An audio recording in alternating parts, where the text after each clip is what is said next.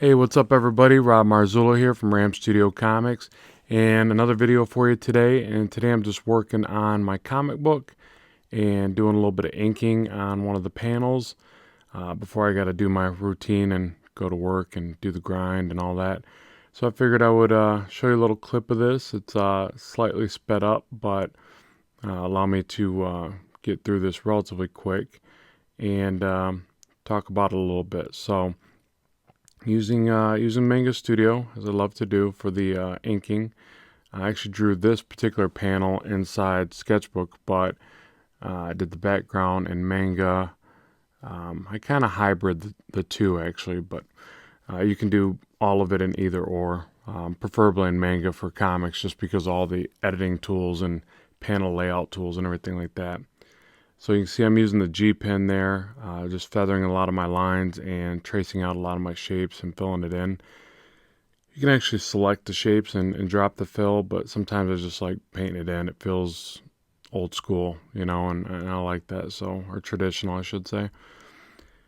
So yep, just filling that in, feathering in some line work, and just so you know, some of the shortcuts that I use are P for pen, what else? P for pen, that's a big one. E for eraser, the slanted line to the right to go to the zoom tool, which I should probably just flip that over to Z for zoom.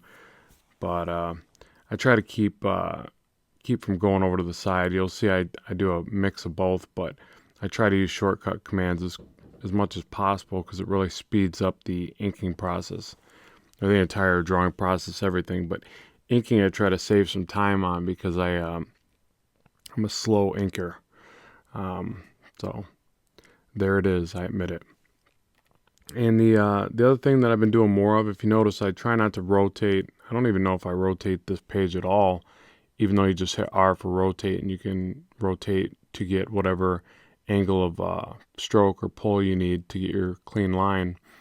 But what I've been trying to do more of, especially with the outline of the characters, is do a quick sweeping pass. So just a quick pull, and you'll see it when I do it because I'll hit Control Z a couple times and redo it till I get it just right.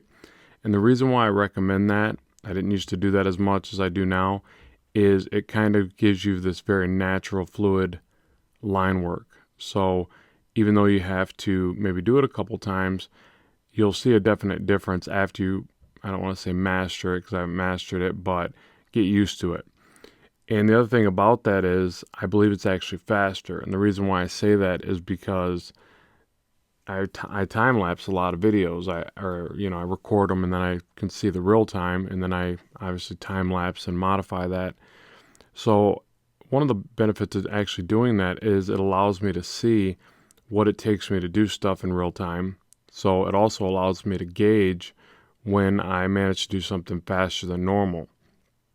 So another one of the side effects from actually doing a YouTube video or whatever, recording your work, because I was always really bad. To this day, I'm still really bad at gauging my time, and I get lost in the work because I'm so into it. I really love what I do, so I just get lost in it. The clock means nothing to me, but it has to, because I need to know, how quickly I can produce this work and conform to a deadline and a schedule and all that good stuff.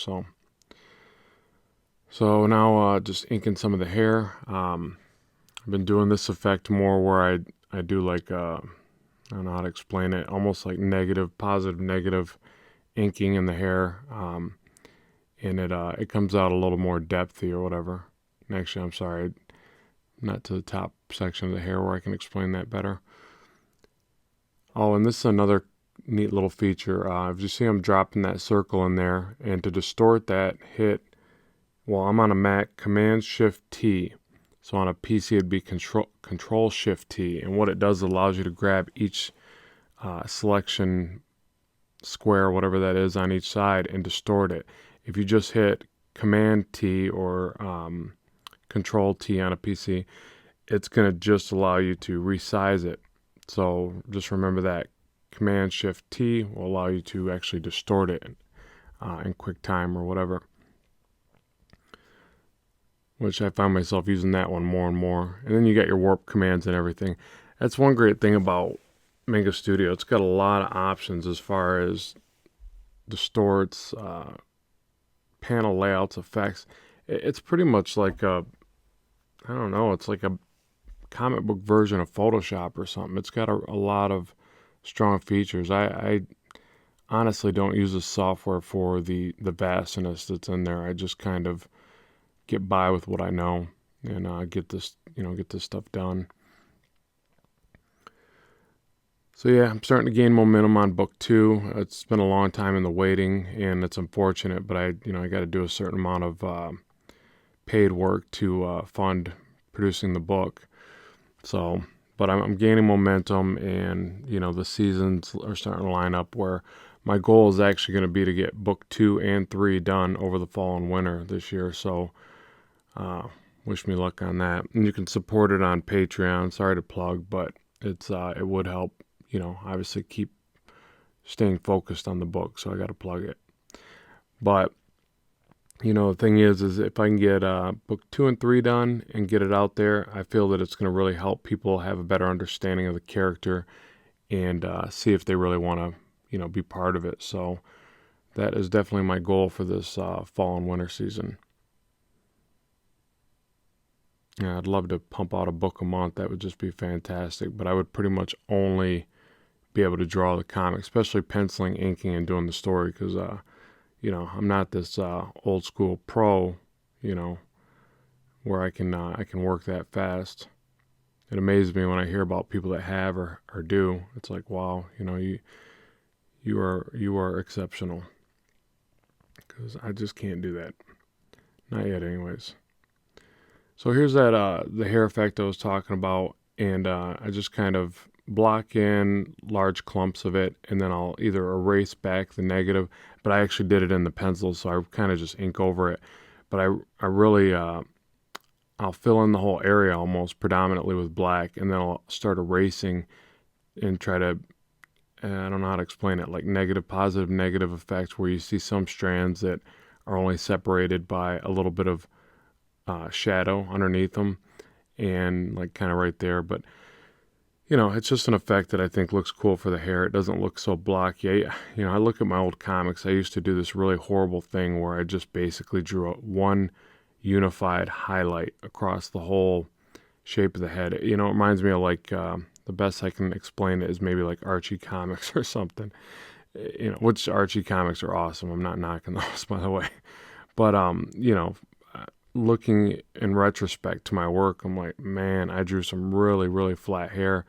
And not that this is so great, you just constantly get better, and you look at your old stuff and kind of rethink the process. So, but yeah, just scribbling that in. And I really like the G pen. You can see I pretty much predominantly only use the G pen to ink, which I probably need to vary it a bit and try some other effects with the other pens. They're probably great. I really like the feel of it, and it just keeps me from having to switch too many times throughout the process.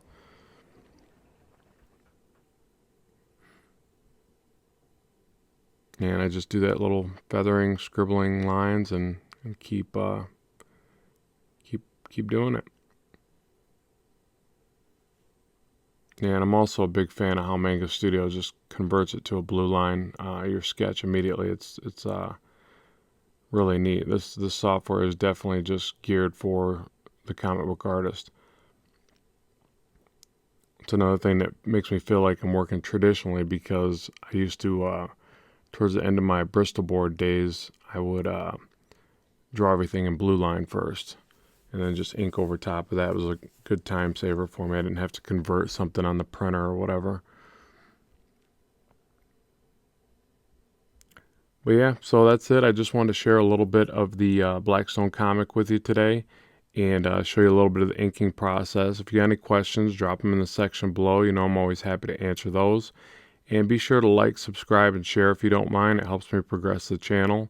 And in turn, that allows me to keep bringing you new content, new videos, and, just keep moving forward. So as always, I thank you for your time, for watching. Keep drawing, keep having fun, and I will talk to you soon.